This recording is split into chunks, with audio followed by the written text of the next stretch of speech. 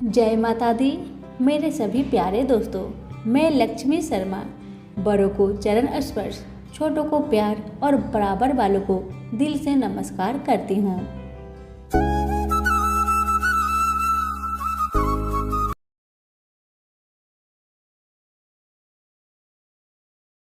आज मैं आप सभी को सुनाने जा रही हूँ सातों बारों की संपूर्ण व्रत कथा। इन कथाओं को श्रद्धा पूर्वक सुनने मात्र से सारे दुखों का नाश होता है और मिलती है मनोवांछित फल की प्राप्ति। कथाओं को पूरा सुनिएगा। अगर अच्छी लगे तो लाइक शेयर जरूर कीजिएगा। अब आइए सुनते हैं सातों बारों की व्रत कथा। अमरपुर नगर में एक धनी व्यापारी रहता था। दूर दूर तक उसका व्यापार फैला हुआ था।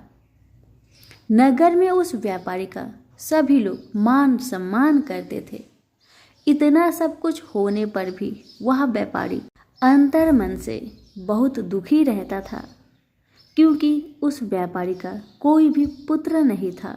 दिन रात उसे एक ही चिंता सताती रहती थी। उसकी मृत्यु के बाद उसके इतने बड़े व्यापार और धन संपत्ति को कौन संभालेगा। पुत्र पाने की इच्छा से वह व्यापारी प्रति सोमवार भगवान शिव की व्रत पूजा किया करता था। सायंकाल को व्यापारी शिव मंदिर में जाकर भगवान शिव के सामने घी का दीपक जलाया करता था। उस व्यापारी की भक्ति देखकर एक दिन माता पार्वती ने भगवान शिव से कहा, हे प्राणनाथ, यह व्यापारी आपका सच्चा भक्त है। कितने दिनों से यह सोमवार का व्रत और पूजा नियमित कर रहा है। भगवान, आप इस व्यापारी की मनोकामना को अवश्य पूर्ण करें। भगवान शिव ने मुस्कुराते हुए कहा, हे पार्वती, इस संसार में सबको उसके कर्म के अनुसार फल की प्राप्ति होती है। प्राणी जैसा कर्म करते हैं उन्हें वैसा ही फल की प्राप्ति होती है। इसके बावजूद पार्वती जी नहीं मानी। उन्होंने भगवान से आग्रह किया कि नहीं प्राणनाथ, आपको इस व्यापारी की इच्छा को पूरी करना होगा। यह आपका अनन्य भक्त है। प्रति सोमवार आपका विधिवत व्रत रखता है और पूजा अर्चना के बाद आपको भोग लगाकर एक समय भोजन ग्रहण करता है। आपको इसे पुत्र प्राप्ति का वरदान देना ही पड़ेगा। पार्वती का इतना आग्रह देखकर भगवान शिव ने कहा, ठीक है पार्वती जी, आपके आग्रह पर मैं इस व्यापारी को पुत्र प्राप्ति का वरदान देता हूँ, लेकिन इसका पुत्र 16 वर्ष से अधिक जीवित नहीं रहेगा। उसी रात भगवान शिव ने स्वप्न में उस व्यापारी को दर्शन दिए और उसे पुत्र प्राप्ति का वरदान भी दिया और उसके पुत्र के 16 वर्ष तक जीवित रहने की बात भी बताई। भगवान के वरदान से व्यापारी को खुशी तो हुई, लेकिन पुत्र की अल्प आयु की चिंता ने उस खुशी को नष्ट कर दिया। व्यापारी पहले की तरह सोमवार का विधिवत व्रत करता रहा। कुछ महीने पश्चात उसके घर अति सुंदर पुत्र उत्पन्न हुआ। पुत्र जन्म से व्यापारी के घर में खुशियां भर गई। बहुत धूमधाम से पुत्र जन्म का समारोह मनाया गया। व्यापारी को पुत्र जन्म की अधिक खुशी नहीं हुई, क्योंकि उसे पुत्र की अल्प आयु के रहस्य के बारे में पता था। यह रहस्य घर में किसी को मालूम नहीं था। विद्वान ब्राह्मणों ने उस पुत्र का नाम अमर रखा। जब अमर 12 वर्ष का हुआ तो शिक्षा के लिए उसे बनारसी भेजने का निश्चय हुआ। व्यापारी ने अमर के मामा दीपचंद को बुलवाया और कहा कि अमर को शिक्षा प्राप्त करने के लिए बनारसी छोड़ आओ। अमर अपने मामा के साथ शिक्षा प्राप्त करने के लिए चल दिया। रास्ते में जहाँ भी अमर और प्रेमचंद रात्रि विश्राम करने के लिए ठहरते, वहीं यज्ञ करते और ब्राह्मणों को भोजन कराते थे। लंबी यात्रा के बाद अमर और दीपचंद एक नगर में पहुंचे। उस नगर के राजा की कन्या के विवाह की खुशी में पूरे नगर को सजाया गया था। निश्चित समय पर बारात आ गई, लेकिन वर का पिता अपने बेटे के एक आंख से काने होने के कारण बहुत चिंतित था। उसे इस बात का भय सता रहा था कि राजा को इस बात का पता चलने पर कहीं वह विवाह से इनकार न कर दे, इससे उसकी बहुत बदनामी होगी। वर के पिता ने अमर को देखा तो उसके दिमाग में एक विचार आया। उसने सोचा क्यों ना इस लड़के को दुल्हा बना दिया जाए और राजकुमारी से विवाह करा दिया जाए। विवाह के बाद इसको धन देकर विदा कर देंगे और राजकुमारी को अपने नगर में ले जाएंगे। वर के पिता ने इस संबंध में अमर और दीपचंद से बात की। दीपचंद ने धन मिलने के लालच में वर के पिता की बात स्वीकार कर ली। अमर को दुल्हा के वस्त्र पहनाकर राजकुमारी चंद्रिका से विवाह करा दिया गया। राजा ने बहुत सा धन देकर राजकुमारी को विदा किया। अमर जब लौट रहा था तो सच छिपा नहीं सका और उसने राजकुमारी की ओढ़नी पर लिख दिया, राजकुमारी चंद्रिका, तुम्हारा विवाह तो मेरे साथ हुआ था। मैं तो बनारसी में शिक्षा प्राप्त करने जा रहा हूँ। अब तुम्हें जिस नव युवक की पत्नी बनना पड़ेगा वह कान्हा है। जब राजकुमारी ने अपनी ओढ़नी पर लिखा हुआ पढ़ा तो उसने काने लड़के के साथ जाने से इनकार कर दिया। राजा ने सब बातें जानकर राजकुमारी को महल में रख लिया। उधर अमर अपने मामा दीपचंद के साथ बनारसी पहुंच गया। अमर ने गुरुकुल में पढ़ना शुरू कर दिया। जब अमर की आयु 16 वर्ष पूरी हुई तो उसने एक यज्ञ किया। यज्ञ की समाप्ति पर ब्राह्मणों को भोजन करवाया और खूब अन्न वस्त्र दान किए। रात को अमर अपने शयन कक्ष में सो गया। शिव के वरदान के अनुसार शयन अवस्था में ही अमर के प्राण बेखरू उड़ गए। सूर्योदय पर मामा अमर को मृत देखकर रोने पिटने लगा।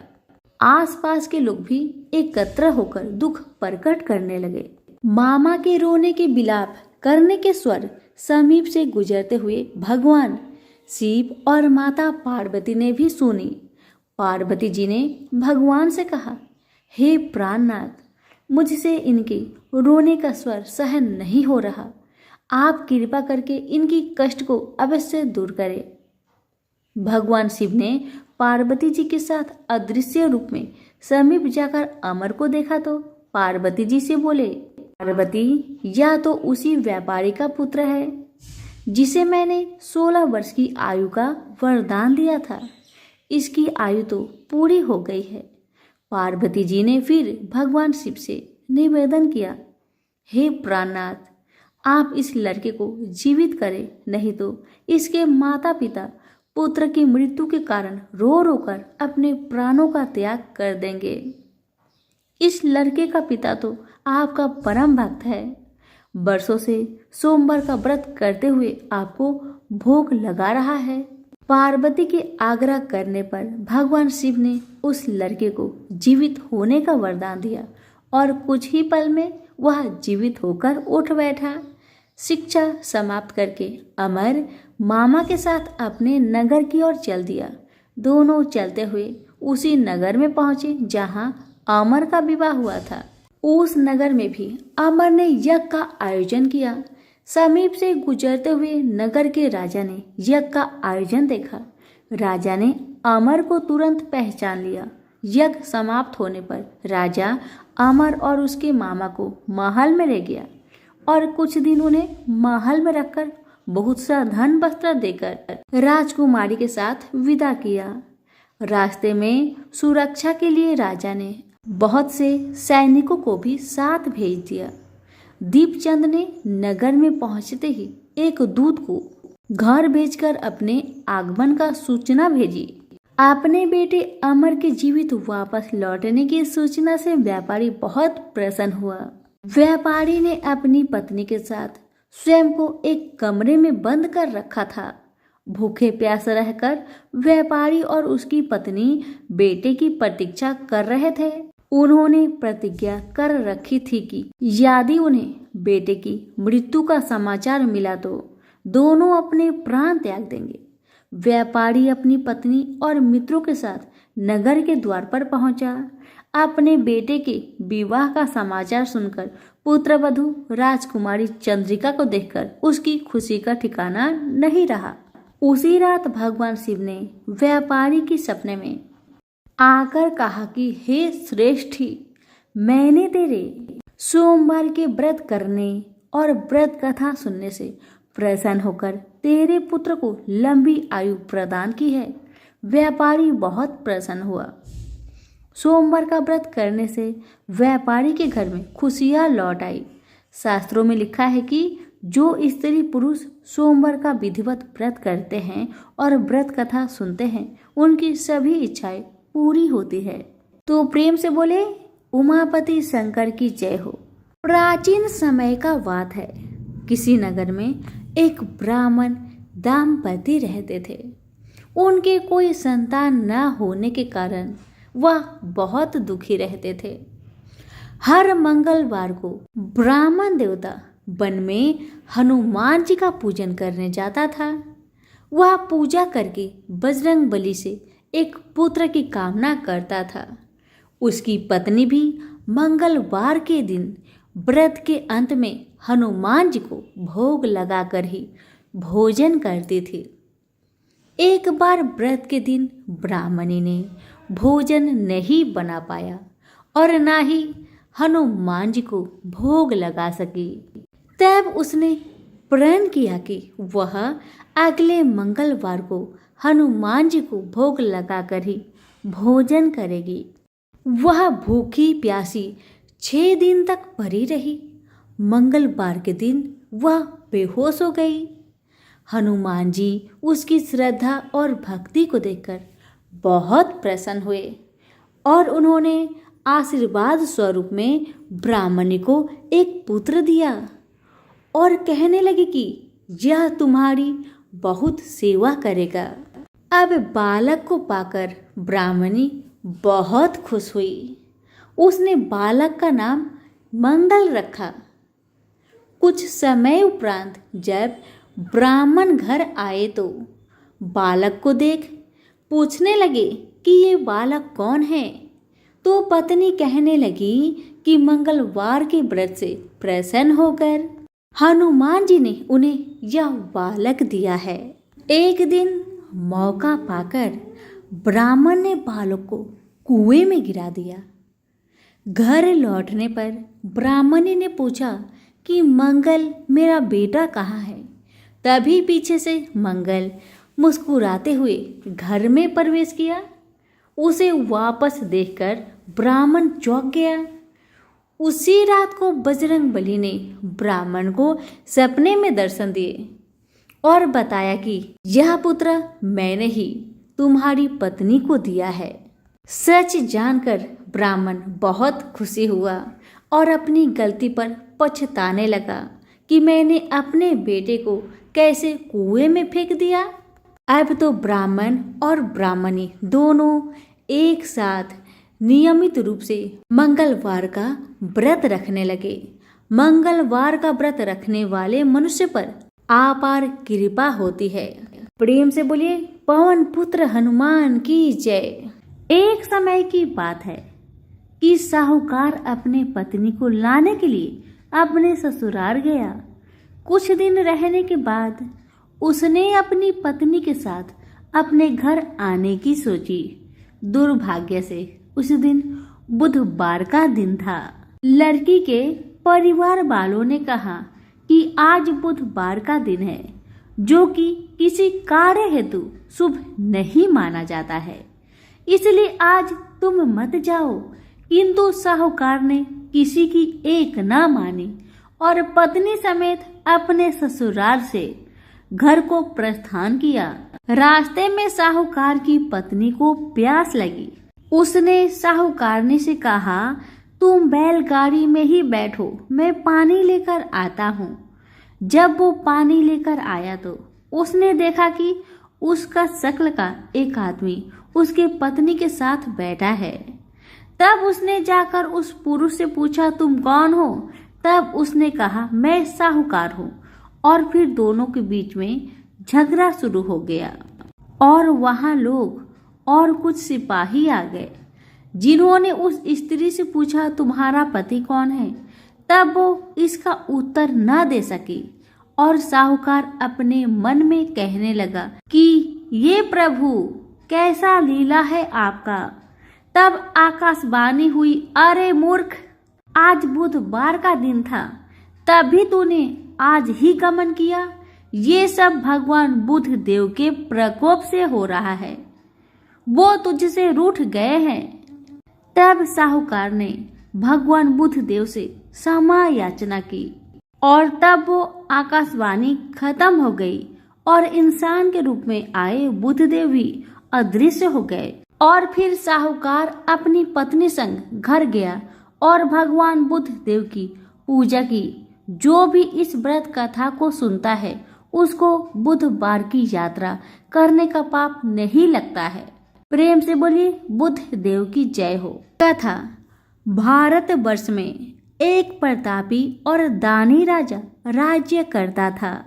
वह हर रोज गरीबों और ब्राह्मणों की हमेशा सहायता करता था।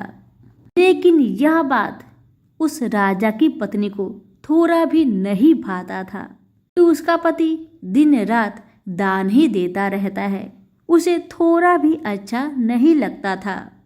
रानी ने कभी भी कोई गरीबों को दान नहीं दिया था और ना ही भगवान का पूजन किया करती थी। यहाँ तक कि रानी राजा को भी दान देने से मना किया करती थी। एक दिन की बात है, राजा शिकार खेलने जंगल में चले गए और उस समय रानी महल में अकेली थी। उसी समय बृहस्पति देव साधु का भेष धारण करके राजा के महल में भिक्षा लेने गए। साधु महाराज ने रानी से भिक्षा मांगी, लेकिन रानी ने इनकार कर दिया और कहा, हे साधु महाराज, मैं तो इस दान पुण्य से बहुत तंग आ गई हूँ। मेरा पति तो सारा धन लुटाते रहता है। मेरी इच्छा बस यही है कि मेरा सारा धन नष्ट हो जाए। ना रहेगी धन और ना मेरे पति इन धनों को लुटा सकेंगे। ना रहेगी बांस और ना बजेगी बांसुरी। यही मेरी इच्छा है। रानी के बातों को सुनकर साधु महाराज बड़ा आश्चर्य में पड़ गए। उन्होंने कहा, देवी, तुम तो बड़ी विचित्र हो। धन दौलत संतान तो सभी चाहते हैं। पुत्र और लक्ष्मी तो पापी के घर में भी होनी चाहिए। यदि तुम्हारे पास अधिक धन है तो भूखों को भोजन खिलाओ, प्यासे के लिए पियाओ बनवाओ, मुसाफिरों के लिए धर्मशालाएं खुलवाओ। जो निर्धन है अपनी कुंवारी कन्याओं का विवाह नहीं कर सकते, उनकी मदद करो, उनकी सहायता करो। ऐसे और अनेक काम हैं जिनके करने से तुम्हारा यश लोक परलोक में फैलेगा। परंतु रानी पर उपदेश का कोई प्रभाव न पड़ा। वह बोली, महाराज, आप मुझे कुछ न समझाए। मैं ऐसा धन नहीं चाहती जो हर जगह लुटाती फिरूं, बांटती फिरूं। साधु महाराज ने उत्तर दिया। साधु महाराज ने कहा, यदि तुम्हारी ऐसी इच्छा है तो तुम्हारी इच्छा पूरी होगी। तुम ऐसा करना कि बृहस्पतिवार को घर को लीप कर पीली मिट्टी से अपना सिर को धोकर स्नान करना, भट्टी चढ़ाकर कपड़े धोना। ऐसा करने से तुम्हारा सारा धन नष्ट हो जाएगा। इतना कहकर वह साधु महाराज वहां से अंतर्ध्यान हो गए। साधु महाराज ने जैसा कहा था, रानी ने बिल्कुल वैसा ही किया। केवल 3 बृहस्पतिवार ही बीते थे कि उसकी समस्त धन संपत्ति नष्ट हो गई। भोजन के लिए राजा का परिवार तरसने लगा। इसी तरह से बहुत कष्ट से समय बीतने लगा।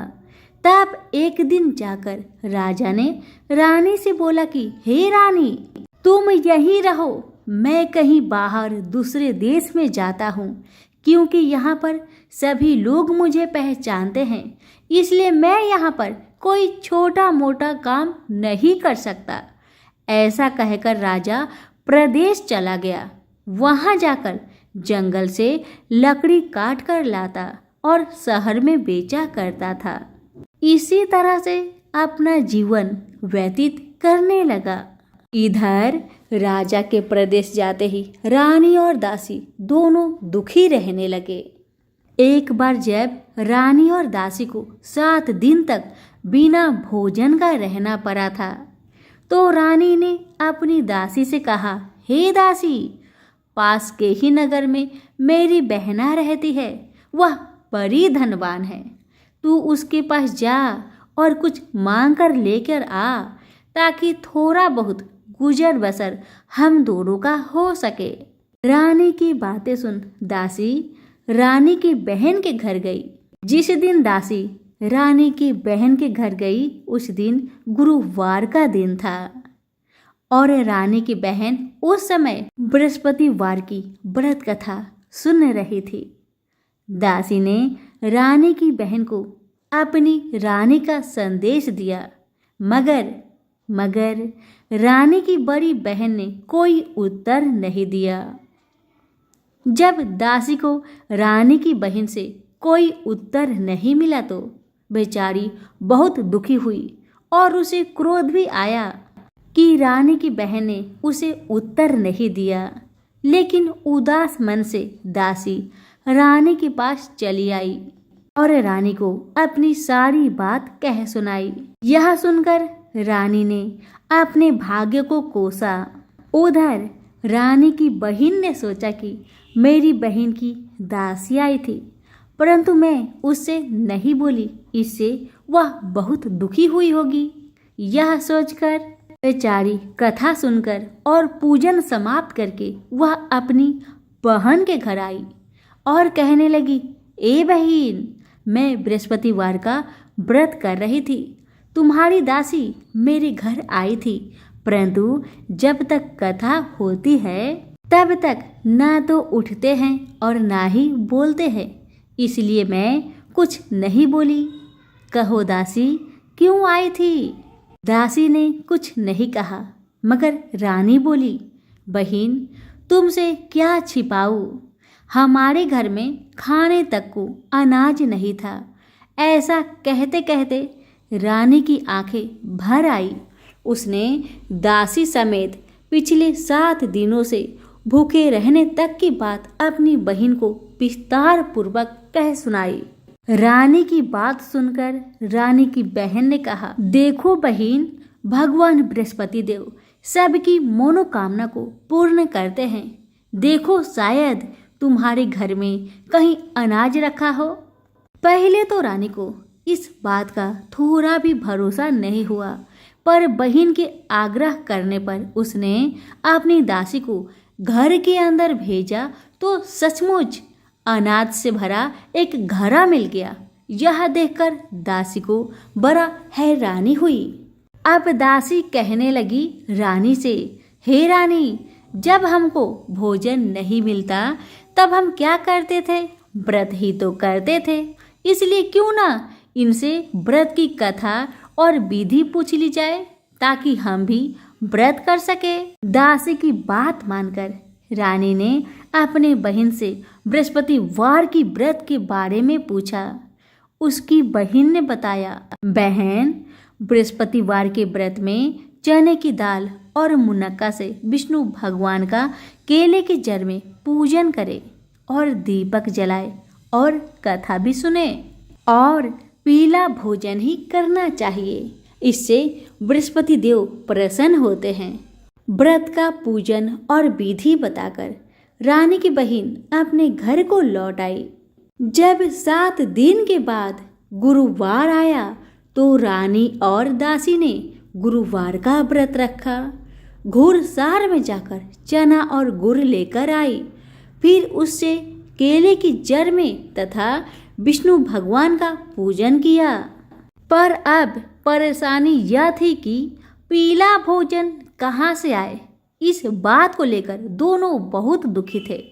चूंकि उन्होंने व्रत रखा था, इसलिए बृहस्पति देव उनसे प्रसन्न थे। इसलिए वे ही एक साधु महाराज का रूप धारण करके 2 थालों में सुंदर पीला भोजन दासी को दे आए। भोजन पाकर दासी बहुत प्रसन्न हुई और फिर रानी के साथ मिलकर भोजन ग्रहण किया। और उसके बाद वे सभी गुरुवार को व्रत और पूजन करने लगी। बृहस्पति भगवान की कृपा से उनके पास फिर से धन संपत्ति आ गई, परंतु रानी फिर से पहले की तरह आलस्य करने लगी। तब दासी बोली, देखो रानी, तुम पहले भी इस प्रकार आलस्य करती थी। तुम्हें धन रखने में कष्ट होता था, इस कारण तुम्हारा सभी धन नष्ट हो गया। और अब जब भगवान बृहस्पति की कृपा से धन मिला है तो तुम्हें फिर से आलस्य होता है। रानी को समझाते हुए दासी कहती है कि बड़ी मुसीबतों के बाद हमने यह धन पाया है। अब हमें इसलिए दान पुण्य करना चाहिए, भूखे मनुष्य को भोजन कराना चाहिए और धन को शुभ कार्यों में खर्च करना चाहिए, जिससे तुम्हारे कुल का यश बढ़ेगा, स्वर्ग की प्राप्ति होगी और पितृ प्रसन्न होंगे। दासी की बात मानकर रानी अपना धन शुभ कार्य में खर्च करने लगी, जिससे पूरे नगर में रानी का यश फलने लगा। बृहस्पतिवार व्रत कथा के बाद श्रद्धा के साथ आरती की जानी चाहिए। इसके बाद प्रसाद बांटकर उसे ग्रहण करना चाहिए। एक दिन राजा दुखी होकर जंगल में एक पेड़ के नीचे आसन जमाकर बैठ गया। वह अपनी दशा को याद करके व्याकुल होने लगा। बृहस्पतिवार का दिन था। एकाएक उसने देखा कि निर्जन वन में एक साधु महाराज प्रकट हुए। वह साधु वेश में स्वयं बृहस्पति देव थे। लकड़हारे के सामने आकर बोले, हे लकड़हारे, इस सुनसान जंगल में तू चिंता मग्न क्यों बैठा है? इसका क्या कारण है, मुझे बताओ। लकड़हारे ने दोनों हाथ जोड़कर प्रणाम किया और उत्तर दिया, महाराज जी, आप सब कुछ जानते हैं, आप तो अंतर्यामी है, मैं आपसे क्या कहूँ। यह कहकर रोने लगा और साधु को अपनी आत्मकथा सुनाने लगा। महाराज जी ने कहा, तुम्हारी स्त्री ने बृहस्पतिवार के दिन बृहस्पति भगवान का निरादर किया है, जिसके कारण रुष्ट होकर उन्होंने तुम्हारी यह दशा कर दी। अब तुम चिंता को दूर करके मेरे कहने पर चलो तो तुम्हारे सब कष्ट दूर हो जाएंगे और भगवान पहले से भी अधिक संपत्ति देंगे। तुम बृहस्पति के दिन कथा किया करो। 2 पैसे के चने मुनक्का लाकर उनका प्रसाद बनाओ और शुद्ध जल से लोटे में शक्कर मिलाकर अमृत तैयार करो। कथा के पश्चात अपने सारे परिवार और सुनने वाले प्रेमियों में अमृत व प्रसाद बांटकर आप भी ग्रहण करो। ऐसा करने से भगवान तुम्हारी सब मनोकामनाएं पूरी करेंगे।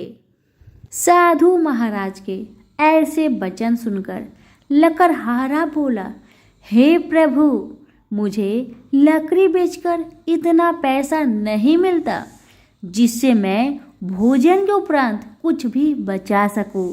मैंने रात्रि में सपने में अपनी स्त्री को व्याकुल देखा है। मेरे पास कुछ भी नहीं जिससे मैं उसकी खबर मंगा सकूं। साधु ने कहा, हे लकड़हारे, तुम किसी बात की चिंता मत करो। बृहस्पति के दिन तुम रोजाना की तरह लकड़ियां लेकर शहर को जाओ। तुमको रोज से दुगुना धन प्राप्त होगा, जिससे तुम भली भांति भोजन कर लोगे तथा बृहस्पति भगवान की पूजा का सामान भी आ जाएगा। इतना कहकर साधु महाराज अंतर ध्यान हो गए। धीरे धीरे समय बीतने लगा, पर फिर वही बृहस्पतिवार का दिन आया। लकड़हारा जंगल से लकड़ी काटकर किसी शहर में बेचने गया। उसे उस दिन से और दिन से अधिक पैसा मिला। राजा ने चना गुड़ आदि लाकर गुरुवार का व्रत किया। उस दिन से उसके सभी कलेश दूर हुए। परंतु जब दोबारा गुरुवार का दिन आया तो बृहस्पतिवार का व्रत करना भूल गया। इस कारण बृहस्पति भगवान नाराज हो गए। उस दिन उस नगर के राजा ने विशाल यज्ञ का आयोजन किया तथा शहर में यह घोषणा करा दी कि कोई भी मनुष्य अपने घर में भोजन न बनाए, न आग जलाए। समस्त जनता मेरे यहाँ भोजन करने आए। इस आज्ञा को जो नहीं मानेगा उसे फांसी की सजा दी जाएगी। इस तरह की घोषणा संपूर्ण नगर में करवा दी गई। राजा की आज्ञा अनुसार शहर के सभी लोग भोजन करने गए, लेकिन लकड़हारा कुछ देर से पहुंचा, इसलिए राजा उसको अपने साथ घर ले गए और ले जाकर भोजन कराया। तो रानी की दृष्टि उस खूंटी पर पड़ी जिस पर उसका हार लटका हुआ था। वह वहां पर दिखाई नहीं दिया। राजा ने निश्चय किया कि मेरा हार इस मनुष्य ने चुरा लिया है। उसी समय सिपाहियों को बुलाकर उसको कारागार में डलवा दिया गया। जब लकड़हारा कारागार में पड़ गया और बहुत दुखी होकर विचार करने लगा कि न जाने कौन से पूर्व जन्म के कर्म से मुझे यह दुख प्राप्त हो रहा है, और उसी साधु को याद करने लगा जो जंगल में मिला था। उसी समय तत्काल बृहस्पति देव साधु के रूप में प्रकट हुए और उसकी दशा को देखकर कहने लगे, अरे मूर्ख, तूने बृहस्पति देव की कथा नहीं करी, इस कारण तुझे दुख प्राप्त हुआ है। अब चिंता मत कर, बृहस्पतिवार के दिन कारागार के दरवाजे पर तुझे 4 पैसे पड़े मिलेंगे। उनसे तू बृहस्पति देव की पूजा करना, तेरे सभी कष्ट दूर हो जाएंगे।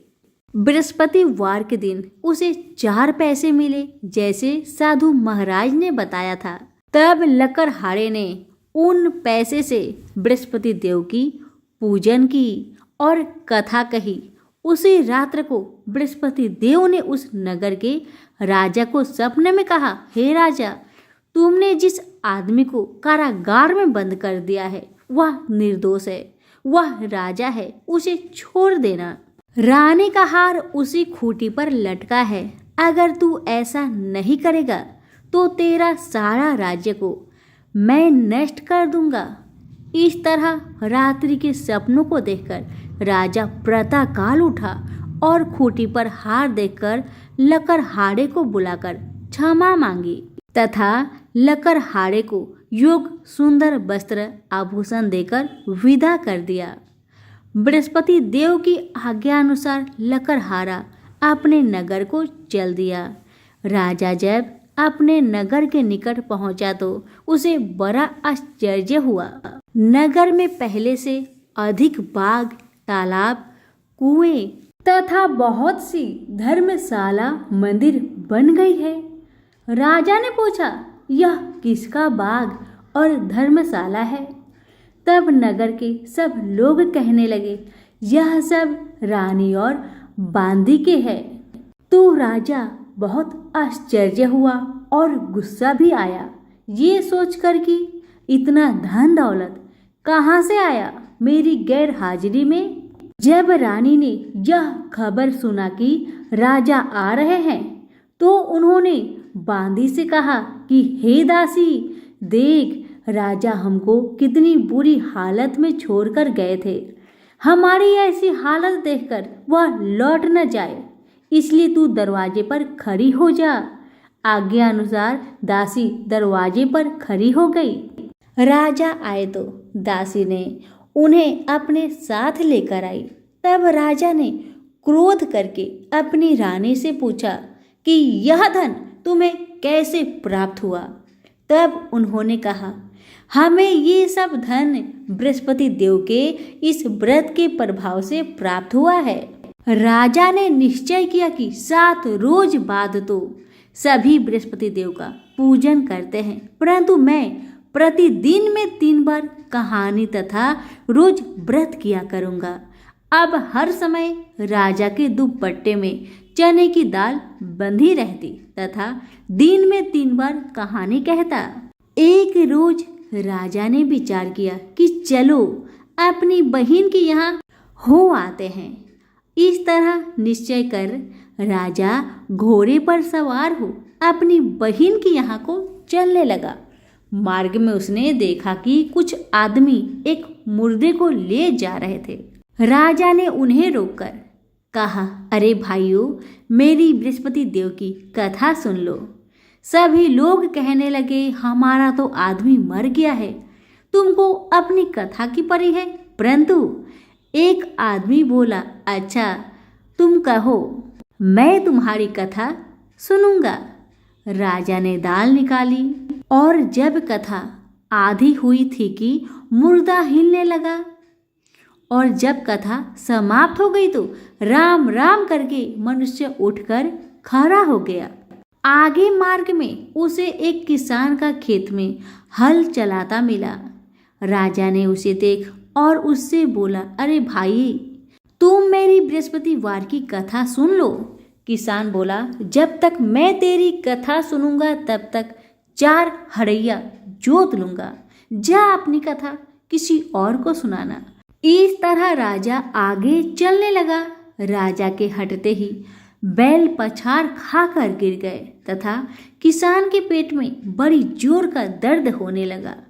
उस समय उस किसान की माँ अपने बेटे के लिए रोटी लेकर आई।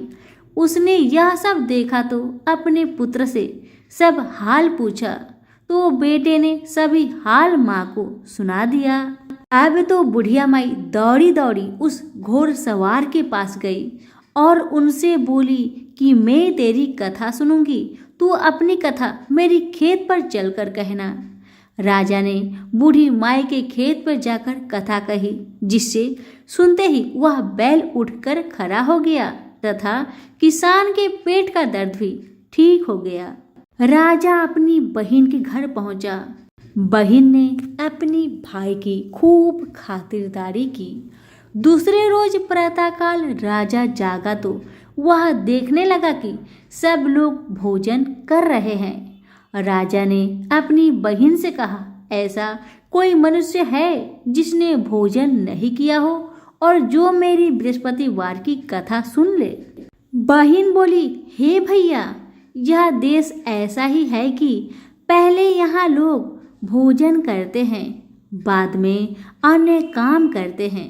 अगर कोई पड़ोस में हो तो देख आओ। वह ऐसा कहकर देखने चली गई, परंतु उसे कोई ऐसा व्यक्ति नहीं मिला जिसने भोजन ना किया हो। अतः वह एक कुम्हार के घर गई जिसका लड़का बीमार था।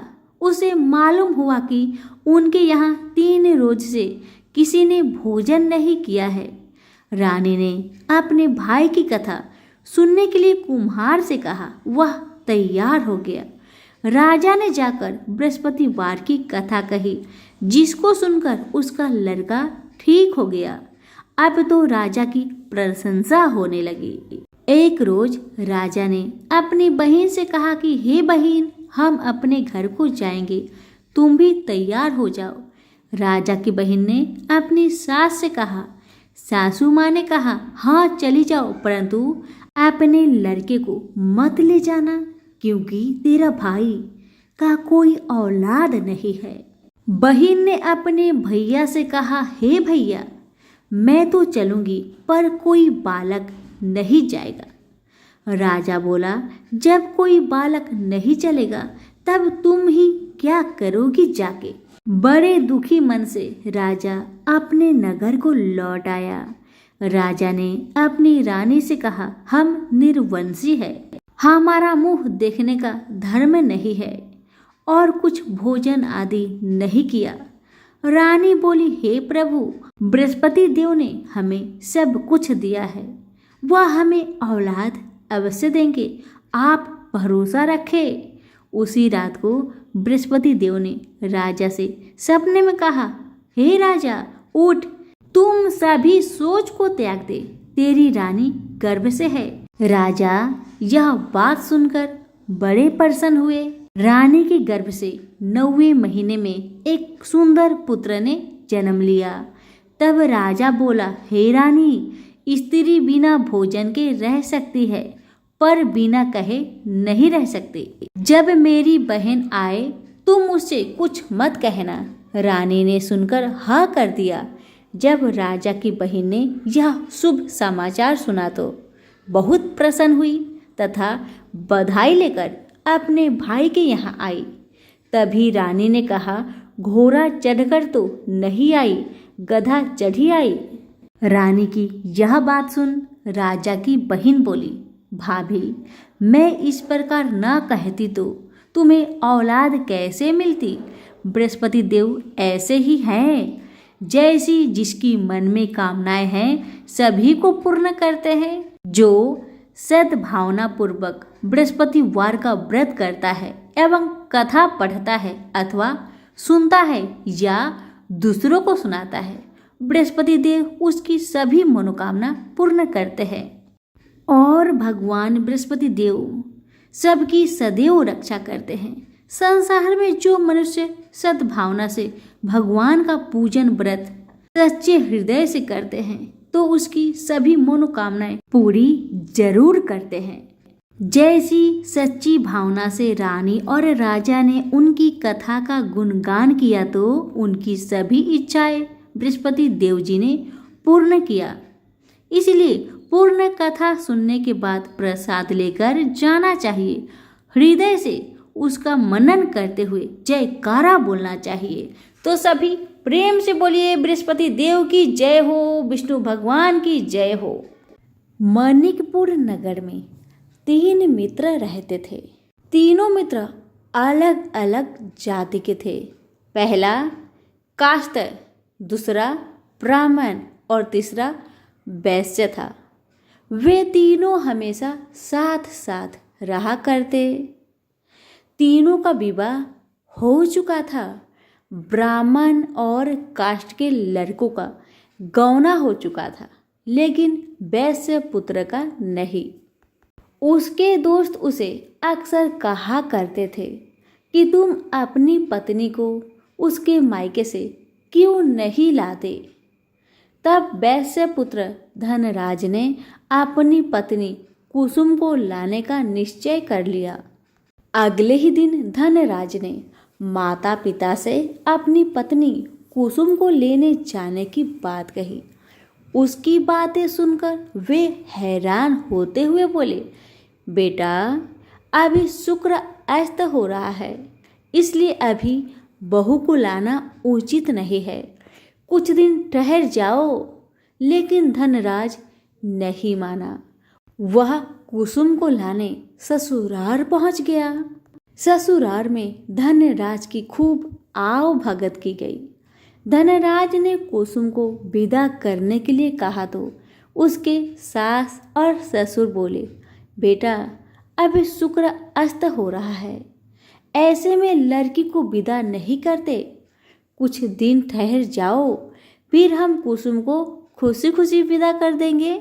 लेकिन धनराज वहां भी जिद पर अड़ गया और कुसुम को लेकर ही वहां से विदा हुआ। धनराज कुसुम को जब अपने घर ले जा रहा था तो अचानक बैल तेजी से भागने लगे। रास्ते में पड़े पत्थर से टकराने से गाड़ी की पहिया टूट गया। फलस्वरूप ये था कि कुसुम को काफी चोट आई। दोनों को आगे की यात्रा पैदल ही करनी पड़ी। सुनसान रास्ते से गुजरते हुए डाकुओं ने उन्हें लूट लिया। उनका सारा धन, आभूषण और वस्त्र छीन लिया। किसी तरह वे अपने जान बचाकर अपने घर को पहुंचे। लेकिन दुख की बात यह है कि दूसरे ही दिन घर में धनराज के बिस्तर पर सांप चढ़ गया और उसे डस लिया। सेठ जी ने बड़े बड़े चिकित्सक बुलाए, मगर कोई भी चिकित्सक जहर उतारने में सफल नहीं हुआ। दूर दूर से सपेरे बुलाए गए, लेकिन कोई भी धनराज को नहीं बचा सका। धनराज की मृत्यु हो गई। उसी समय पंडितों ने सेठ जी को एक बात बताई कि आपके बेटे ने शुक्र अस्त होने पर बहू को विदा कर लाने की भूल की है। यदि आप शुक्रवार की पूजा अर्चना करें और बहू शुक्रवार का व्रत करे तथा कथा सुनकर प्रसाद ग्रहण करे तो शुक्र देवता की अनुकंपा से धनराज पुनः जीवित हो सकता है। सेठ जी ने पंडितों की बात मानकर अपने मृत बेटे और बहू को वापस उसके ससुराल भेज दिया। कुसुम ने अपने घर पहुंचकर शुक्रवार का व्रत और पूजा पाठ की। उसने अपने पति की गलती के लिए शुक्र भगवान से क्षमा याचना की। फलस्वरूप धनराज जीवित हो उठा। धनराज के जीवित हो जाने से घर में खुशियां ही खुशियां भर गई। और उधर धनराज के माता पिता ने बेटे के जीवित होने का समाचार सुना तो शुक्र भगवान का व्रत किया और गरीबों को अन्न, वस्त्र और धन का दान दिया। शुक्र के उदय होने पर धनराज अपनी पत्नी कुसुम के साथ घर लौट आया। अब दोनों पति पत्नी शुक्रवार का व्रत विधि पूर्वक करते हुए शुक्र की पूजा करने लगे।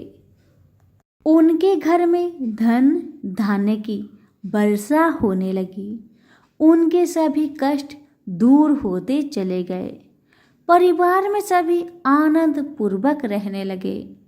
प्रेम से बोलिए शुक्र भगवान की जय। कथा।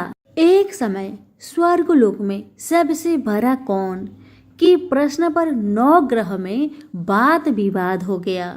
विवाद इतना बढ़ा कि परस्पर भयंकर युद्ध की स्थिति बन गई। निर्णय के लिए सभी देवता देवराज इंद्र के पास पहुंचे और बोले, हे देवराज, आपको निर्णय करना होगा कि हम में से सबसे बड़ा कौन है। देवताओं का प्रश्न सुनकर देवराज इंद्र उलझन में पड़ गए। इंद्र बोले, मैं इस प्रश्न का उत्तर देने में असमर्थ हूँ। हम सभी पृथ्वी लोक में उज्जैनी नगरी में राजा विक्रम आदित्य के पास चलते हैं। देवराज इंद्र सहित सभी ग्रह उज्जैनिया नगरी पहुँचे। महल में पहुंचकर जब देवताओं ने उनसे अपना प्रश्न पूछा तो राजा विक्रमादित्य भी कुछ देर के लिए परेशान हो उठे, क्योंकि सभी देवता अपनी अपनी शक्तियों के कारण महान थे। किसी को भी छोटा या बड़ा कह देने से उनके क्रोध के प्रकोप से भयंकर हानि पहुंच सकती थी। अचानक राजा विक्रमादित्य को एक उपाय सूझा और उन्होंने विभिन्न धातुओं स्वर्ण, रजत, कांसा, तांबा, सीसा, रांगा, जस्ता, अभ्रक व लोहे के 9 आसन बनवाए। धातुओं के गुणों के अनुसार सभी आसनों को एक दूसरे के पीछे रखवाकर उन्होंने देवताओं को अपने अपने सिंहासन पर बैठने को कहा। देवताओं के बैठने के बाद राजा विक्रमादित्य ने कहा, आपका निर्णय तो स्वयं हो गया। जो सबसे पहले सिंहासन पर विराजमान है वही सबसे बड़ा है। राजा विक्रमादित्य के निर्णय को सुनकर शनि देवता ने सबसे पीछे आसन पर बैठने के कारण अपने को छोटा जानकर क्रोधित होकर कहा, राजा विक्रमादित्य, तुमने मुझे सबसे पीछे बैठाकर मेरा अपमान किया है। तुम मेरी शक्तियां से परिचित नहीं हो। मैं तुम्हारा सर्वनाश कर दूंगा। शनि देव ने कहा, सूर्य एक राशि पर 1 महीने, चंद्रमा 2.25 दिन, मंगल 1.5 महीने, बुध और शुक्र 1 महीने, बृहस्पति 13 महीने रहते हैं। लेकिन मैं किसी राशि पर 7.5 वर्ष 7.5 तक रहता हूँ। बड़े बड़े देवताओं को मैंने अपने प्रकोप से पीड़ित किया है। राम को 7.5 के कारण ही वन में जाकर रहना पड़ा और रावण को 7.5 के कारण ही युद्ध में मृत्यु का शिकार बनना पड़ा। राजा, अब तू भी मेरे प्रकोप से नहीं बच सकेगा। इसके बाद अन्य ग्रहों के देवता तो प्रसन्नता के साथ चले गए, परंतु शनिदेव बड़े क्रोध के साथ वहां से विदा हुए। राजा विक्रमादित्य पहले की तरह ही न्याय करते रहे।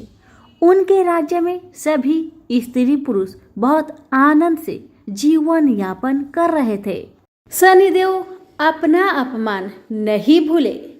एक दिन राजा की परीक्षा लेने शनिदेव घोड़े के व्यापारी के रूप में राज्य पहुंचे। जब राजा विक्रमादित्य को इस बात का पता चला तो उन्होंने अपने अश्वपाल को कुछ घोड़े खरीदने के लिए भेजा। घोड़े बहुत कीमती थे। अश्वपाल ने जब वापस लौटकर इस संबंध में बताया तो राजा विक्रमादित्य ने स्वयं आकर एक सुंदर व शक्तिशाली घोड़े को पसंद किया। घोड़े की चाल देखने के लिए राजा उस घोड़े पर सवार हुए तो वह घोड़ा बिजली की गति से दौड़ पड़ा। तेजी से दौड़ता घोड़ा राजा को दूर एक जंगल में ले गया और फिर राजा को वहां गिराकर जंगल में कहीं गायब हो गया। राजा अपने नगर को लौटने के लिए जंगल में भटकने लगा, लेकिन उन्हें लौटने का कोई रास्ता नहीं मिला। राजा को भूख प्यास लगाई। बहुत घूमने पर उसे एक चारवाहा मिला। राजा ने उससे पानी मांगा। पानी पीकर राजा ने उस चारवाहे को अपनी अंगूठी दे दी। फिर उससे रास्ता पूछकर वह जंगल से निकलकर पास के नगर में पहुंचा। राजा ने एक सेठ की दुकान पर बैठकर कुछ देर आराम किया। उस सेठ ने राजा से बातचीत की तो राजा ने उसे बताया कि मैं उज्जैनी नगरी से आया हूँ। राजा के कुछ देर दुकान पर बैठने से सेठ जी की बहुत बिक्री हुई। सेठ ने राजा को बहुत भाग्यवान समझा और खुश होकर उसे अपने घर भोजन के लिए ले गया। सेठ के घर में सोने का एक हार खूंटी पर लटका हुआ था। राजा को उस कमरे में छोड़कर सेठ कुछ देर के लिए बाहर गया। तभी एक आश्चर्यजनक घटना घटी। राजा के देखते देखते सोने की उस हार को खूंटी निगल गई। सेठ ने कमरे में लौटकर हार को गायब देखा तो चोरी का संदेह राजा पर ही किया, क्योंकि उस कमरे में राजा ही अकेला बैठा था। सेठ ने अपने नौकरों से कहा कि इस परदेसी को रस्सियों से बांधकर नगर के राजा के पास ले चलो। राजा ने विक्रमादित्य से हार के बारे में पूछा तो उसने बताया कि उसके देखते ही देखते खूंटी ने हार को निगल लिया था। इस पर राजा ने क्रोधित होकर चोरी करने के अपराध में विक्रमादित्य के हाथ पांव काटने का आदेश दे दिया। राजा विक्रमादित्य के हाथ पांव काटकर उसे नगर की सड़क पर छोड़ दिया गया। कुछ दिन बाद एक तेली उसे उठाकर अपने घर ले गया और उसे अपने कोल्हू पर बैठा दिया। राजा आवाज देकर बैलों को हाँकता रहता। इस तरह तेली का बैल चलता रहा और राजा को भोजन मिलता रहा। शनि के प्रकोप की 7.5 पूरी होने पर वर्षा ऋतु प्रारंभ हुई। राजा विक्रमादित्य एक रात मेघ मल्हार गा रहा था कि तभी नगर के राजा की लड़की राजकुमारी मोहिनी रथ पर सवार उस तेली के घर के पास से गुजरी। उसने मेघ मल्हार सुना तो उसे बहुत अच्छा लगा और दासी को भेजकर गाने वाले को बुला लाने को कहा। दासी ने लौटकर राजकुमारी को अपंग राजा के बारे में सब कुछ बता दिया। राजकुमारी उसके मेघ मल्हार से बहुत मोहित हुई, अतः उसने सब कुछ जानकर भी अपंग राजा से विवाह करने का निश्चय कर लिया। राजकुमारी ने अपने माता पिता से जब यह बात कही तो वह हैरान रह गए। रानी ने मोहिनी को समझाया, बेटी, तेरे भाग्य में तो किसी राजा की रानी होना लिखा है, फिर तू उस अपंग से विवाह करके अपने पांव पर कुल्हाड़ी क्यों मार रही हो। राजकुमारी ने अपनी जिद नहीं छोड़ी। अपनी जिद पूरी कराने के लिए उसने भोजन करना छोड़ दिया और प्राण त्याग देने का निश्चय कर लिया। आखिर राजा रानी को बेबस होकर अपंग विक्रमादित्य से राजकुमारी का विवाह करना पड़ा। विवाह के बाद राजा विक्रमादित्य और राजकुमारी तेली के घर में रहने लगे। उसी रात स्वप्न में शनि देव ने राजा से कहा, राजा, तुमने मेरा प्रकोप देख लिया। मैंने तुम्हें अपने अपमान का दंड दिया है। राजा ने शनि देव से क्षमा करने को कहा और प्रार्थना की, हे शनिदेव, आपने जितना दुख मुझे दिया है अन्य किसी को न देना। शनिदेव ने कुछ सोचकर कहा, राजा, मैं तुम्हारी प्रार्थना स्वीकार करता हूँ। जो कोई स्त्री पुरुष मेरी पूजा करेगा, शनिवार को व्रत करके मेरी व्रत कथा सुनेगा, उस पर मेरी अनुकंपा बनी रहेगी। प्रातःकाल राजा विक्रमादित्य की नींद खुली तो अपने हाथ पांव देखकर राजा को बहुत खुशी हुई। उसने मन ही मन शनिदेव को प्रणाम किया। राजकुमारी भी राजा के हाथ पांव सही सलामत देखकर आश्चर्य में डूब गई। तब राजा विक्रमादित्य ने अपना परिचय देते हुए शनिदेव के प्रकोप की सारी कहानी सुनाई। सेठ को जब इस बात का पता चला तो दौड़ता हुआ तेली के घर पहुंचा और राजा के चरणों में गिरकर क्षमा मांगने लगा। राजा ने उसे क्षमा कर दिया क्योंकि यह सब तो शनिदेव का प्रकोप के कारण ही हुआ था। सेठ राजा को अपने घर ले गया और उसे भोजन कराया। भोजन करते समय वहां एक आश्चर्यजनक घटना घटी। सबके देखते देखते उस खूंटी ने हार उगल दिया। सेठ जी ने अपनी बेटी का विवाह भी राजा के साथ कर दिया और बहुत से स्वर्ण आभूषण, धन आदि देकर राजा को विदा किया। राजा विक्रमादित्य राजकुमारी मोहिनी और सेठ की बेटी के साथ उज्जैनी पहुंचे तो नगर वासियों ने हर्ष से उनका स्वागत किया। अगले दिन राजा विक्रमादित्य ने पूरे राज्य में घोषणा कराई कि शनिदेव सब देवों में सर्वश्रेष्ठ है। प्रत्येक स्त्री पुरुष शनिवार को उनका व्रत करे और व्रत कथा अवश्य सुने। राजा विक्रमादित्य की घोषणा से शनिदेव बहुत प्रसन्न हुए। शनिवार का व्रत करने और व्रत कथा सुनने के कारण सभी लोग की मनोकामनाएं शनिदेव की अनुकंपा से पूरी होने लगी। सभी लोग आनंद पूर्वक रहने लगे। तो प्रेम से बोलिए शनि भगवान की जय हो। प्राचीन काल में एक बुढ़िया रहती थी। वह नियमित रूप से रविवार का व्रत करती। रविवार के दिन सूर्य उदय से पहले उठकर बुढ़िया स्नान आदि से निवृत्त होकर आंगन को गोबर से लिपकर स्वच्छ करती। उसके बाद सूर्य भगवान की पूजा करते हुए रविवार व्रत कथा सुनकर सूर्य भगवान का भोग लगाकर दिन में एक समय भोजन करती। सूर्य भगवान की अनुकंपा से बुढ़िया को किसी प्रकार की चिंता एवं कष्ट नहीं था। धीरे धीरे उसका घर धन धान्य से भर रहा था। उस बुढ़िया को सुखी होते देख उसकी पड़ोसन उससे जलने लगी। बुढ़िया ने कोई गाय नहीं पाल रखी थी, अतः वह अपनी पड़ोसन के आंगन में बंधी गाय का गोबर लाती थी। पड़ोसन ने कुछ सोचकर अपनी गाय को घर के भीतर बांध दिया। रविवार को गोबर न मिलने से बुढ़िया अपना आंगन नहीं लिप सकी।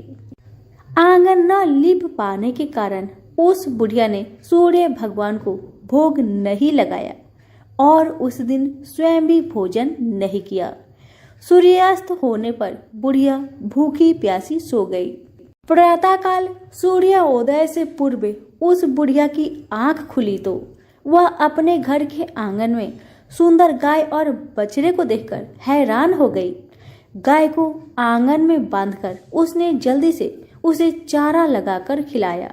पड़ोसन ने उस बुढ़िया के आंगन में बंधी सुंदर गाय और बछड़े को देखा तो वह उससे और अधिक जलने लगी। तभी गाय ने सोने का गोबर किया। गोबर को देखते ही पड़ोसन की आंखें फट गई। पड़ोसन ने उस बुढ़िया को आसपास न पाकर तुरंत उस गोबर को उठाया और अपने घर ले गई तथा अपने गाय का गोबर वहां रख आई। सोने के गोबर से पड़ोसन कुछ ही दिनों में धनवान हो गई। गाय प्रतिदिन सूर्योदय से पूर्व सोने का गोबर किया करती थी और बुढ़िया के उठने के पहले पड़ोसन उस गोबर को उठाकर ले जाती थी। बहुत दिनों तक बुढ़िया को सोने के गोबर के बारे में कुछ पता ही नहीं चला। बुढ़िया पहले की तरह हर रविवार को भगवान सूर्य देव का व्रत करती रही और कथा सुनती रही। लेकिन सूर्य भगवान को जब पड़ोसन की चालाकी का पता चला तो उन्होंने तेज आंधी चलाई। आंधी का प्रकोप देखकर बुढ़िया ने गाय को घर के भीतर बांध दिया। सुबह उठकर बुढ़िया ने सोने का गोबर देखा। उसे बहुत आश्चर्य हुआ। उस दिन के बाद बुढ़िया गाय को घर के भीतर बांधने लगी। सोने के गोबर से बुढ़िया कुछ ही दिन में बहुत धनी हो गई। उस बुढ़िया की धनी होने से पड़ोसन बुरी तरह जल भुनकर राख हो गई और उसने अपने पति को समझा बुझाकर उसे नगर के राजा के पास भेज दिया। सुंदर गाय को देखकर राजा बहुत खुश हुआ। सुबह जब राजा ने सोने का गोबर देखा तो उसके आश्चर्य का ठिकाना न रहा। उधर सूर्य भगवान को भूखी प्यासी बुढ़िया को इस तरह प्रार्थना करते देख उस पर बहुत करुणा आई। उसी रात सूर्य भगवान ने राजा को सपने में कहा, राजन, बुढ़िया की गाय व बछड़ा तुरंत लौटा दो, नहीं तो तुम पर विपत्तियों का पहाड़ टूट पड़ेगा, तुम्हारा महल नष्ट हो जाएगा। सूर्य भगवान के सपने से बुरी तरह भयभीत राजा ने प्रातः उठते ही गाय और बछड़ा बुढ़िया को लौटा दिया। राजा ने बहुत सा धन देकर बुढ़िया से अपनी गलती के लिए क्षमा मांगी। राजा ने पड़ोसन और उसके पति को उनकी इस दुष्टता के लिए दंड दिया। फिर राजा ने पूरे राज्य में घोषणा करवाई कि सभी स्त्री पुरुष रविवार का व्रत किया करें। रविवार का व्रत करने से सभी लोगों के घर धन धान्य से भर गया। राजतय में चारों ओर खुशहाली छा गई। स्त्री पुरुष सुखी जीवन यापन करने लगे तथा सभी लोगों के सारे कष्ट भी दूर हो गए। तो सभी प्रेम से बोलिए सूरज भगवान की जय हो।